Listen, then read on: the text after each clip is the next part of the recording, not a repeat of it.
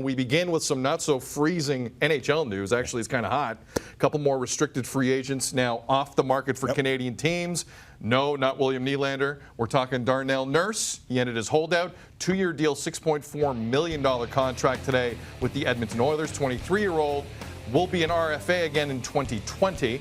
Nurse's signing comes one day after Josh Morrisey and the Winnipeg Jets agreed on a 2-year deal of their own. $6.3 million bridge deal, a hair below what Nurse eventually went for. Tim, were the two deals related? It feels like they were, don't they? Yeah, it does. You got Morrisey done. They're similar players, or at least of similar stature to their teams. You understood that if they were going to get bridges, they would get around each other, and I wonder if Peter Chiarelli and Darnell Nurse didn't look at what Josh Morrisey signed for and said, okay, there's in and around where we are, right, so let's find the mark. They found the mark, and it's done, and it's good for both of those GMs to get those two pieces of business done.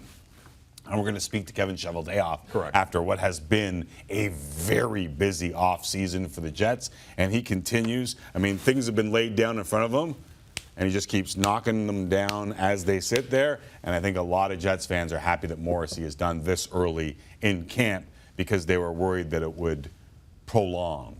Same with Darnell Nurse in Edmonton, worried it would prolong. Now Leaf fans just have to worry. We have 5 RFAs still unsigned in the National Hockey League. Nylander in Toronto, Reinhart in Buffalo, Shea Theodore, big one in Vegas, Nick Ritchie in Anaheim, and Miles Wood, of course, in New Jersey.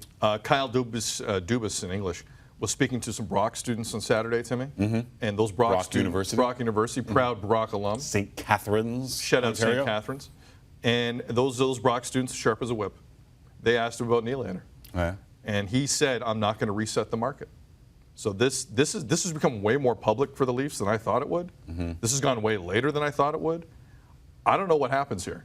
Let me ask you a question. Do you think Kyle Dubas saying to Elliot Friedman and Jeff Merrick on 31 Thoughts, a podcast, go get it wherever good podcasts are sold for free, do you think he'll regret when asked about his 3 guys, Marner, Nylander, and Matthews? Do you think he'll regret saying, we can and we will? So are you asking me in the future, are we going to have a picture of Kyle Dubas and some other guys of his that are important with the quote, we can and we will on this board? Potentially, yes. And the other part of that, too, is I don't think these guys are scared of Kyle the way they were scared of Lou. I think this is a big Lou Lamoriello's not around issue. Really? I think so. I don't think with Lou around, this would have got done a week before camp if Lou was here. He's the guy that controls the money.